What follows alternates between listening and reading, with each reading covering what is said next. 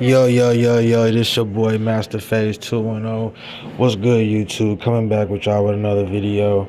So, as I'm getting started, I'm learning different things and I'm playing with different things. And I ain't all the way where I want to be yet, but you gotta start somewhere. So, this is my start. So, this is one of my, not my first video, but this is probably one of the first videos that y'all see sped up. And basically, the whole point is nobody wants to watch a 40-minute video, so I'm trying to squeeze everything in there, catch everybody's attention, as well as show off my skills and just let everybody know, my purpose of my channel and stuff like that. So basically, I started my YouTube channel, and the whole thing is, I wanna share the knowledge, I wanna share the wealth, I wanna share what I know. I've been a barber 15 years, I've won numerous competitions, and it's just to the point now to where, I'm ready to take what I've learned over 15 years and put it back into the world and create content, and see where it takes me. So the client I have in the chair, this is my boy Francois. I've been cutting his hair probably about 8 years now. And he's rotated between mohawk, low skin fade, bald taper. Right here we're giving him a bald taper. So, as you watch my videos, you'll learn that I'm just different. I cut different and I do everything different. And in this video, I'm doing a bald taper and I'm using my two guard method. Basically, my two guard method is you see me cutting, and you only see me use two guards to do the whole cut. Anything over the higher guard, I use clipper over comb to blend. And I've been probably about the last year I've been mastering this technique, and it's guaranteed has knocked off time off my haircuts. It's efficient, and it also allowed me to get better at my clipper over comb skills, because I would only use clipper over comb when I would have a client come in that had longer hair, but if they didn't have longer hair, I wasn't able to practice that. So with this technique, no matter what haircut I'm doing, I was able to practice clipper over comb, and that was able to allow me to master that technique as well. So, right here we're on the left taper, and I got the 1.5 guard. I always start all my fades halfway open.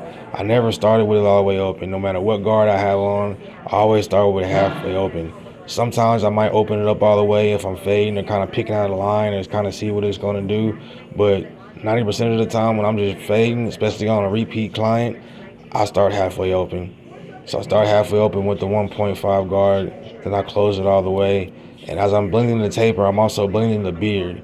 That way, when I'm done with the whole left side of his face, I'm done with that side. I don't have to come back again and try to blend the beard. Like, everything is done. And little things like that knocks off time off your haircut. The better you get at cutting hair, the busier you're gonna get. So you gotta start learning how to get people out. If you got one person in a chair and three people waiting, you can't take an hour on every cut. That's 4 hours. Somebody come in at 10 o'clock and they got three people in front of them. They're not gonna leave till 2:30 in the afternoon. That's fucking ridiculous. Like, you don't know. So you gotta learn how to maximize your skills and take your skills and be able to compile them into a 20-25 minute cut and make it look like you spent an hour on it. And all my cuts, you'll see that I took my time on this one, but when I have people waiting or I'm back to back to back, I get three haircuts an hour. Everybody haircut gonna take 20 minutes.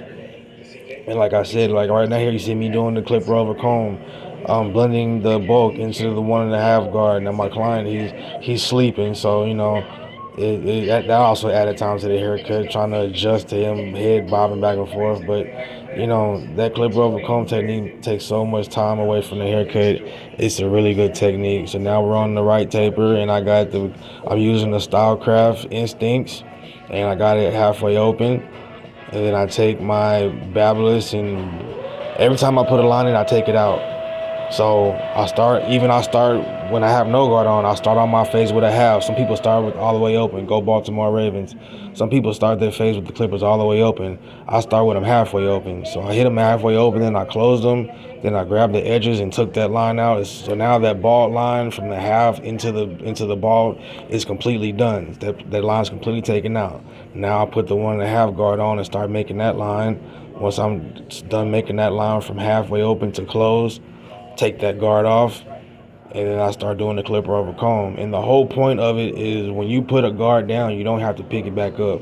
That also is what adds time to a haircut. You put a guard down, you pick it up, put it down, pick it up, pick it up, put it down, you cutting, damn, you gotta go back and pick it back up again. That adds time to a haircut. Work on when you're fading, when you're done with the guard, you don't have to go back. That means truly paying attention to what you're doing, truly using your techniques, truly using what you learned, what you know, to produce the best haircut possible and not have to keep going backwards. If you're fading high to low, if you start at a 3 and you get down to the half guard, you don't have to go back up to the 1.5 guard or the 2 guard because you made a mistake. That adds time to the haircut.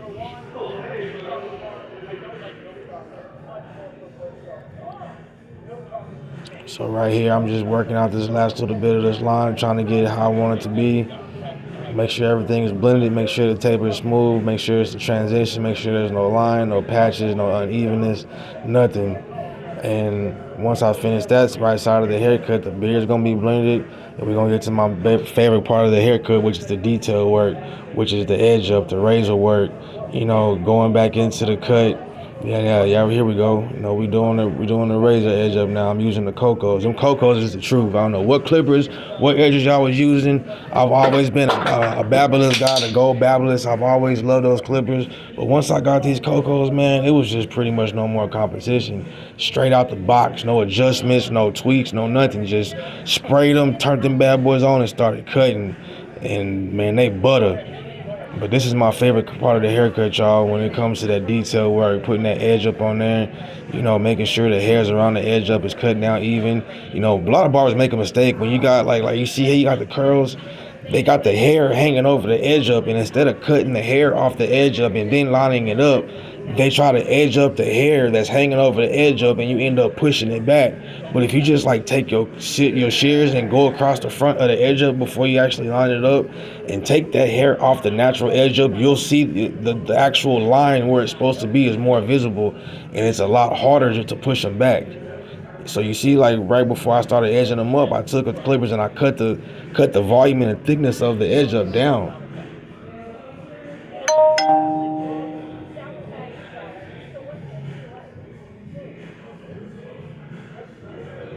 And even when I do the edge up, it's just a rough draft. I don't be trying to get the edge up perfectly straight when I'm doing it with the clippers, because I know I still got to go back with the razor. And the razor is what I use to make sure the edge up is the way it's supposed to be. And once I finish the edge up with the razor, that's when it's completely, I know it's completely straight. It's icy, it's sharp, it's crispy. But the clippers just kind of give me that little rough draft of where it's supposed to be. Man, if you don't let me tell you something. I've been a barber 15 years. It's barbers everywhere, and if you cannot separate yourself from the rest by offering a service that nobody else offers, or doing something that nobody else is doing, it's going to be hard for you to do clientele and keep clientele, because you want your clients to come to you and only you. And I don't give a damn if you sick out 2 weeks, they just not getting a haircut for 2 weeks. And doing stuff like I'm doing now with beard wash and massaging the beard, that sets you apart from the rest. It's not too many barbers that know what it takes to separate themselves from so many other barbers in their city, so many other shops in their city. And the hot towel, man, it's old school, and some people just don't do it. And it's so beneficial because it's so relaxing. You got clients coming in getting off of work, dealing with kids. You got some grown men that the only relaxation they get is that 30, 45-minute haircut where they truly can sit down, close their eyes, mute their phone, and just let you cut their hair. And for that 45 minutes to an hour, they ain't worried about nothing.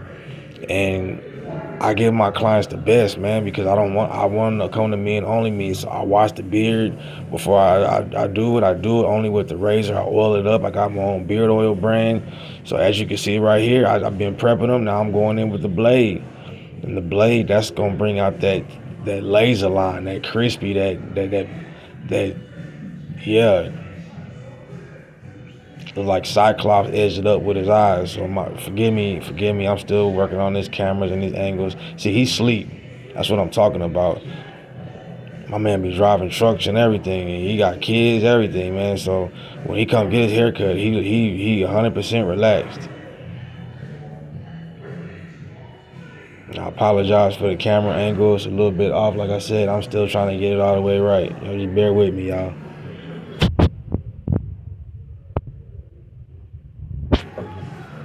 But yeah, he sleep. To my beginner barbers out there, man, fresh blade every client. Don't use the same blade on more than one person. Sometimes when I'm doing a client, depending on how rough their skin is or how thick their hair is, sometimes I'll do their edge up with one blade, and when I get ready to do their beard, I'll use a whole different blade for their beard to make sure I get all the crispiness out that razor. And I only use the razor to do the curve. I never use the clippers. The clippers is never gonna be sharper than that blade. So if you trying to get your beards extra crispy, I guarantee take away the clippers and just do it with the blade. And I guarantee that shit will be more crispy than you ever thought. So yeah, he liked them enhancements. So now I'm getting ready to take a good cut to a whole nother level. Check me out.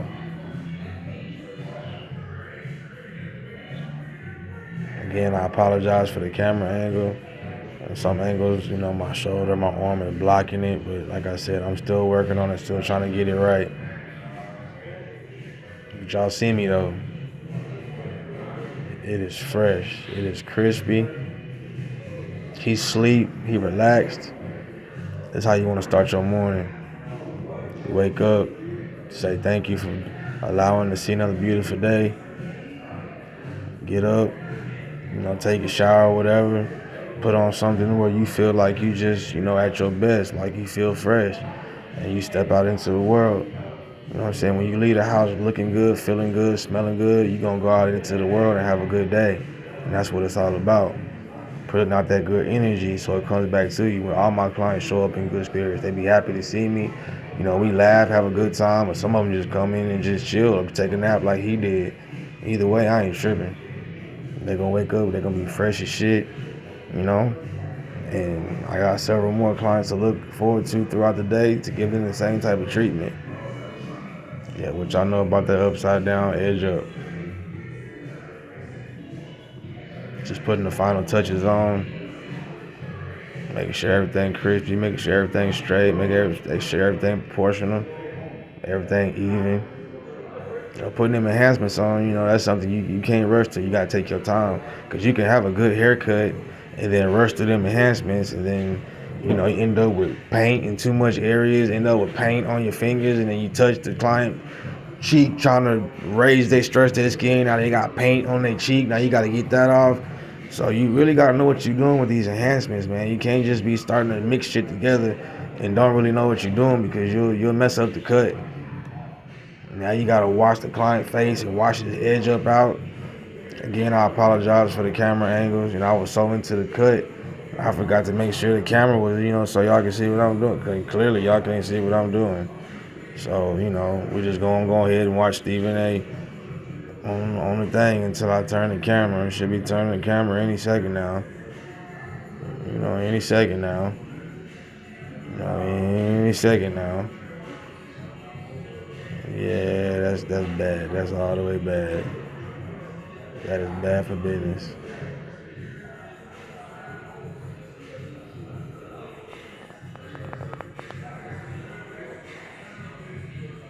So as you can see, I got the Master Fade pencil out. I really didn't need it, because people don't know where that comes from. When you use the hot towel like I did, it dries the skin and takes all the oil and moisture out of the skin. So once the skin dries and you start hitting it with that razor and them clippers, it gives it that white ash line effect. So that pencil is kind of a quick, easier method of not using the towel, but still having that final look of, that ash line. So even though I did both, that's where it comes from. So yeah, as you can see, that boy fresh. Finna put the final little touches on, making sure he fresh, making sure he crispy. And we Gucci. I love my job, man. I love what I do. And to me, it's not even a job. It's I meet different people every day, and I done heard so many different stories, and I got, so many different connections. I can't tell you how many times I've been out, to eat, or just out just doing just daily stuff, and run into somebody who I could cut their hair and end up with a discount or faster service, or Just comes from just meeting people and treating people right and having good energy and truly trying to give them the look that they want. You got some barbers that you'll ask them to do your haircut a certain way, and they think the way you asked it is not the best way. They think the way it should look is better, and they'll straight legit do your junk how they think it should look and just completely bypass what you asked them to do, and which is messed up. And then get mad as shit if you don't want to pay them or you ask them to fix it or do it how you asked. And I got people waiting.